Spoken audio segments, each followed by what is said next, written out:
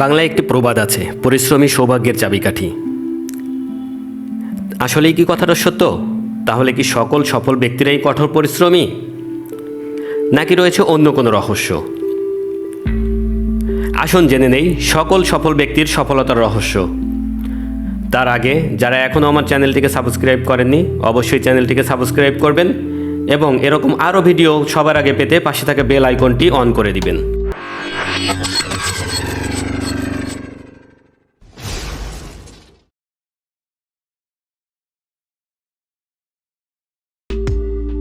সফল ব্যক্তির সফলতার মূলে রয়েছে ৮ রহস্যময় অভ্যাস।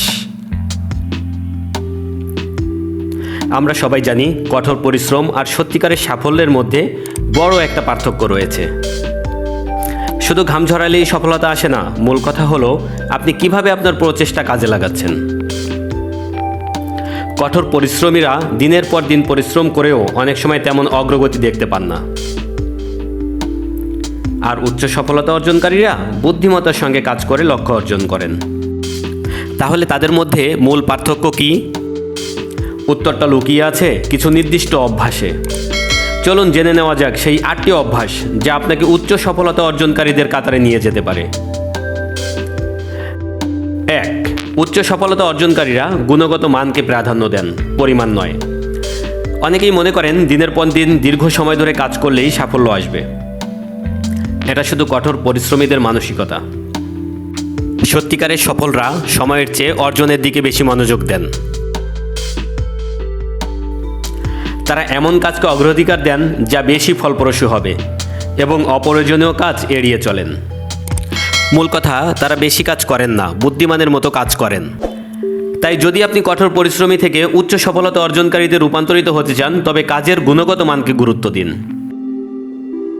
২. সফলরা নির্দিষ্ট পরিমাপযোগ্য লক্ষ্য ঠিক করেন। অনেক সময় আমরা পরিশ্রম করেও দেখতে পাই এগোতে পারছি না। এর মূল কারণ লক্ষ্যহীন পরিশ্রম। উচ্চ সফলতা অর্জনকারীরা স্মার্ট লক্ষ্য ঠিক করেন, যা নির্দিষ্ট পরিমাপযোগ্য, বাস্তবসম্মত, প্রাসঙ্গিক এবং সময়সীমার মধ্যে সম্পন্ন করা সম্ভব। ৩. তারা ব্যর্থতাকে শিক্ষার সুযোগ হিসেবে দেখেন।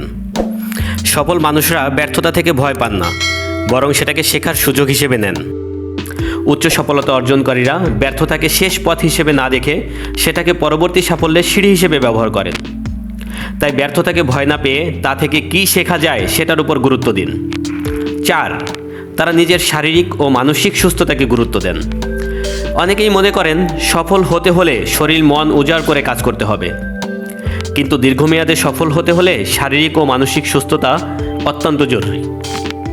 উচ্চ সফলতা অর্জনকারীরা ব্যস্ততার মধ্যেও ব্যালেন্স বজায় রাখেন, নিয়মিত ব্যায়াম করেন, পর্যাপ্ত ঘুম নেন এবং মানসিক প্রশান্তির জন্য সময় বের করেন। মনে রাখবেন, সুস্থ শরীর ও মন ছাড়া দীর্ঘমেয়াদে সফল হওয়া সম্ভব নয়। ৫. তারা কখনো হাল ছাড়েন না। সফলতা রাতারাতি আসে না, আর এই সত্যিটা উচ্চ সফলতা অর্জনকারীরা খুব ভালোভাবে বোঝেন। কঠিন সময় এলেও তারা ধৈর্য ধরে এগিয়ে যান। তারা জানেন প্রতিটা চ্যালেঞ্জই আসলে শেখার একটি সুযোগ এবং ধৈর্য ও স্থির সংকল্পই তাদের লক্ষ্যে পৌঁছে দেয়। তাই যদি সত্যিকারের সাফল্য চান, তবে দুঃসময়ে হাল না ছেড়ে লড়াই চালিয়ে যান। ৬. তারা শেখার অভ্যাস গড়ে তোলেন। এই যুগে সব কিছু দ্রুত বদলে যাচ্ছে, তাই টিকে থাকতে হলে নতুন কিছু শেখার অভ্যাস গড়ে তুলতে হবে। উচ্চ সফলতা অর্জনকারীরা সবসময় নিজেদের দক্ষতা বাড়ানোর চেষ্টা করেন, বই পড়েন, নতুন দক্ষতা শেখেন, কর্মশালায় অংশ নেন এবং অন্যদের অভিজ্ঞতা থেকে শিক্ষা নেন।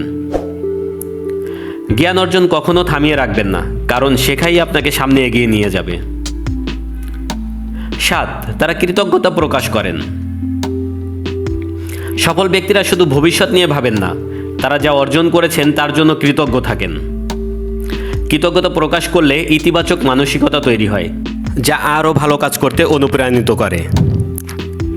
অনেকে দিন শুরু বা শেষ করেন কৃতজ্ঞতা প্রকাশের মাধ্যমে, যা তাদের মনকে শান্ত রাখে এবং নতুন দিনের জন্য অনুপ্রেরণা যোগায়। ৮. তারা সম্পর্ক ও যোগাযোগকে গুরুত্ব দেন। উচ্চ সফলতা অর্জনকারীরা জানেন একা সফল হওয়া কঠিন, তাই তারা শক্তিশালী পেশাদার ও ব্যক্তিগত নেটওয়ার্ক গড়ে তোলেন। তারা এমন মানুষের সঙ্গে সম্পর্ক রাখেন যারা তাদের অনুপ্রাণিত করে এবং নতুন সুযোগ তৈরি করতে সাহায্য করে। তাই যদি সফল হতে চান, ভালো সম্পর্ক তৈরি করুন, কারণ আপনার নেটওয়ার্কই আপনার সবচেয়ে বড় সম্পদ।